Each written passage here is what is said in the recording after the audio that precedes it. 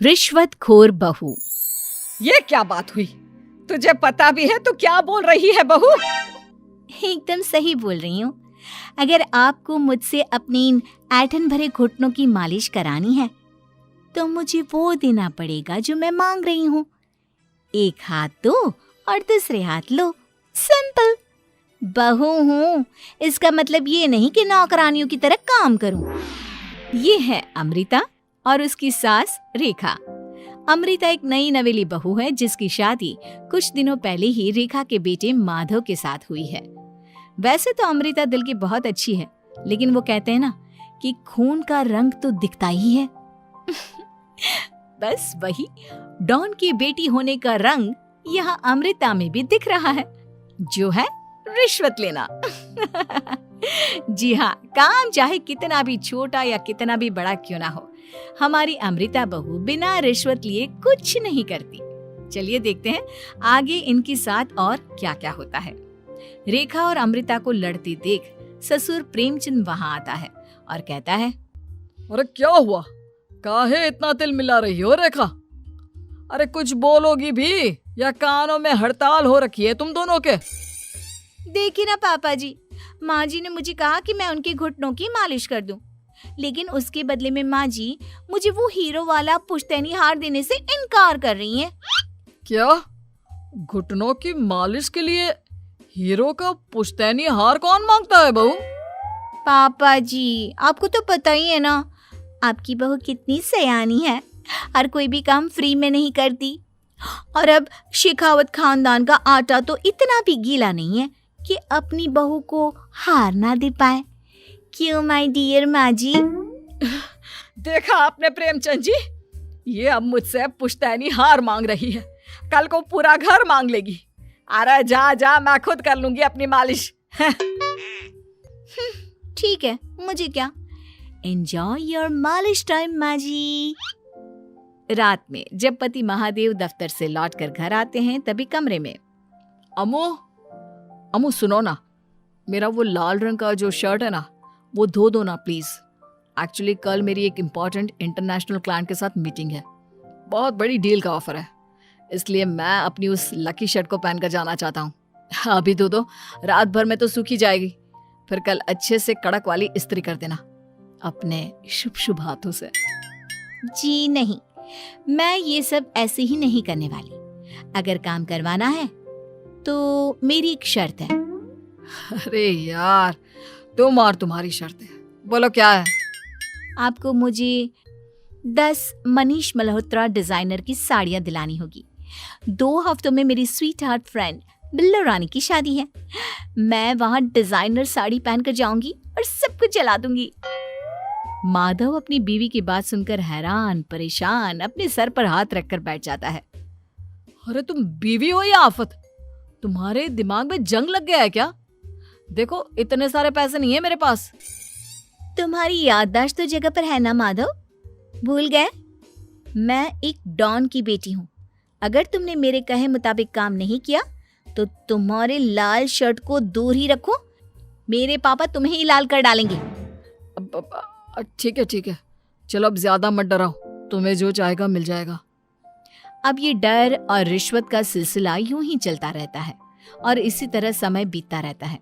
एक सुबह सब नाश्ते के टेबल पर बैठे थे, जहां अमृता सबके सामने एक व्हाइट बोर्ड लाती है जिस पर दिन भर के सारे कामों के रेट लिखे हुए थे। अब ये क्या है? टीचर नहीं बनने का इरादा है क्या तेरा? अगर हाँ तो अफसोस, बेचारे बच्चे, उनका भविष्य तो अंधेरे में है। आप लोग बेकार की बातें बंद कीजिए और आंखें खोलकर ठीक से पढ़िए क्या लिखा है। ये आज के सारे कामों के रेट्स हैं। आलू पराठे, चाय, दाल, रोटी, चावल, सब्जी, हलवा, मिठाई, रसोई की सफाई, वॉशिंग मशीन में कपड़े धोना, ओखल में मसाले कूटना और माँ जी और पापा जी के अलमारी की सफाई करना। इन सब कामों की कुल मिला के जो रकम बनती है वो है ये 10,000 रुपए और माँ जी के लेटेस्ट लाए हुए सोने के झुमके भी। अमृता, तुम इंसान हो या हैवान? जरा तो दया करो हम पर। हे राम जी, उठा लो, अब ना देखा जाता ये सब। सच में पता नहीं कौन सा दिन था वो जब ये हमारे घर आई। महादेव, तेरे प्यार ने तो हमारा जीना दुश्वार कर दिया बेटा। दुनिया में बहुत रिश्वतखोर लोग देखे, लेकिन ऐसी रिश्वतखोर बहू पहली बार देख रहा हूँ जो अपने ही परिवार को लूटने में लगी है। बहू, तुझे पता है ना कि ऐसे रिश्वत मांगना गुनाह है। पापा जी, मैं कोई गुनाह नहीं कर रही हूँ। रिश्वत लेना बाहर की दुनिया में गुनाह है। मैं तो बस अपना हक मांगती हूँ। मेरी रिश्वत रिश्वत नहीं, मेरा शगुन है, नेग है। और वैसे भी मैं एक बहू हूँ, इसका मतलब ये नहीं कि मैं सब काम पूरी जिंदगी फ्री में करूँ, आपके चरणों को धोते बैठूं और 24 घंटे आपकी नॉन स्टॉप सेवा करती बैठूं। चलिए छोड़िए, नाश्ता और खाना चाहिए तो बोल दो जल्दी से, वरना मैं चली थिएटर। आज मेरे फेवरेट सलमान की पिक्चर रिलीज हुई है। इतना कहकर अमृता वहां से चली जाती है। इस बेवकूफ का जल्दी कुछ करना पड़ेगा। कुछ दिनों बाद घर में पूजा रखी थी और पूजा में 11 पंडितों का खाना बनाने के लिए कहा जाता है, वो भी नई बहू के हाथों से। देखो अमृता बहू, आज घर में पूजा है, 11 पंडितों को खाना खिलाना है। 56 भोग बना पाओगी? उन्होंने कहा है कि नई बहू के हाथों का खाना ही होना चाहिए, नहीं तो मैं रेखा को ही बोल देता हूँ।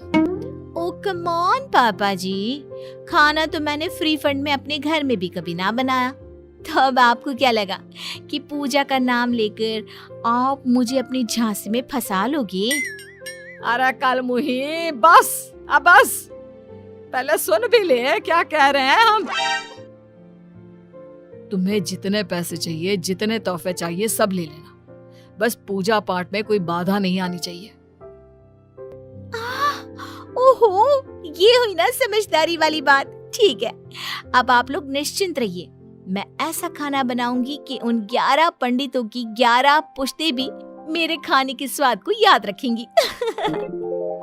अमृता पंडितों के लिए खाना पकाती है और पूजा संपन्न होने के बाद उन्हें केले के पत्तों पर खाना परोसती भी है, जिस पर खाने का पहला निवाला खाते ही वो क्या भोजन है।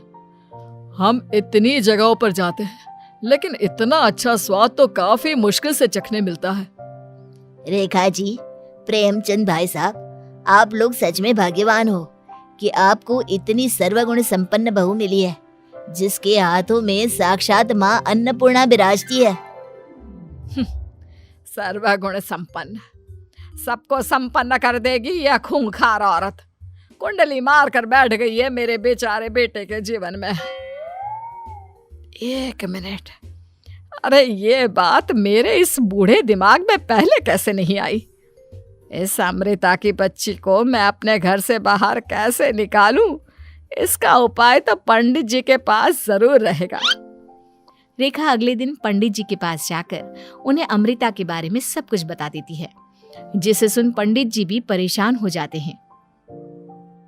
अरे, ऐसी बहू तो 7 जन्मों में भी किसी को नसीब ना हो भगवान। देखिए रेखा जी, आपकी रिश्वतखोर बहू और आपके बेटे की कुंडलियों को जोड़कर देखा है मैंने, लेकिन इसमें तो यही बता रहे हैं कि ये आपके जीवन से कभी नहीं जाने वाली। इसलिए उससे सुधारने के लिए जल्दी आप लोगों को ही कुछ करना होगा, नहीं तो एक दिन वो आप लोगों को कंगाल करके ही दम लेगी। नहीं, ऐसा हरगिज नहीं होगा। मैं कुछ करूंगी, हाथ पे हाथ धरे नहीं बैठूंगी मैं।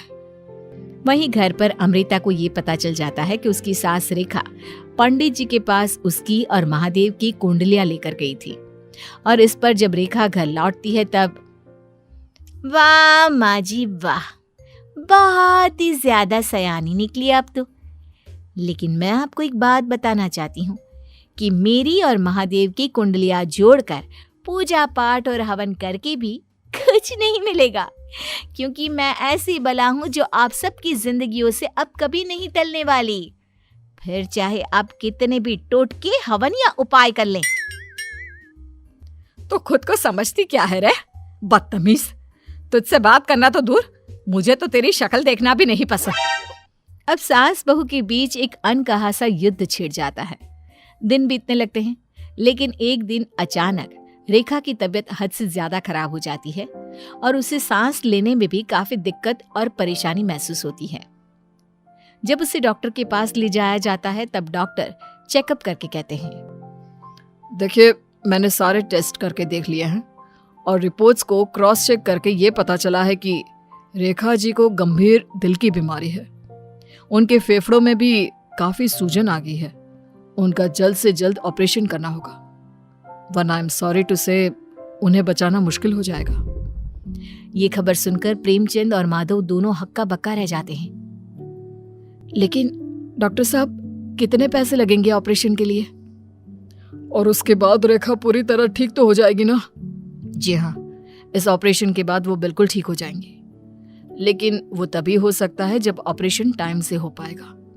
और रही बात ऑपरेशन के खर्चे की, तो उसमें तकरीबन 6 से 7 लाख रुपए तक लग सकते हैं।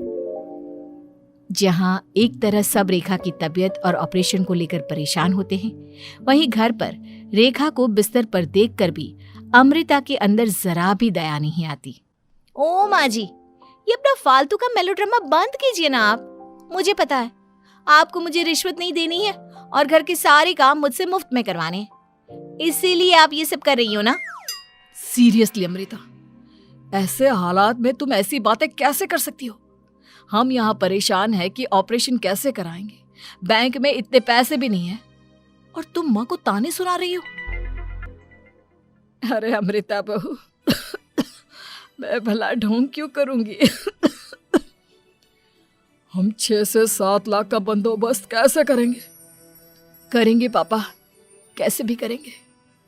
अमृता, अगर कभी भी जिंदगी में तुमने मुझसे सच्चा प्यार किया है, एक पल के लिए भी सही, तो तुम्हें आज इस परिवार, इस घर की नींव, मेरी माँ को बचाना होगा। हमने अपना सब कुछ तुम्हें दे दिया है, अब तुम्हारी बारी है अपने किए का हिसाब चुकाने की। मुझे पता है तुम्हारे अंदर भी दिल है।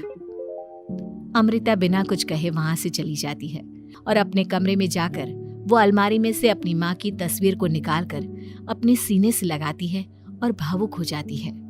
माँ, आपके जाने के बाद पापा ने ही मेरा ख्याल रखा, लेकिन उनकी वजह से ही मुझ में काफी बुरी आदतें भी आ गई। शायद मुझे इतना बुरा आपकी गैर मौजूदगी ने ही बनाया। मैंने कभी आपकी लोरी नहीं सुनी, आपकी गोद में नहीं सोई, आपके हाथों से अपने बालों की चंपी नहीं करवाई, क्योंकि वक्त से पहले ही आप मुझे यहाँ छोड़कर चली गई।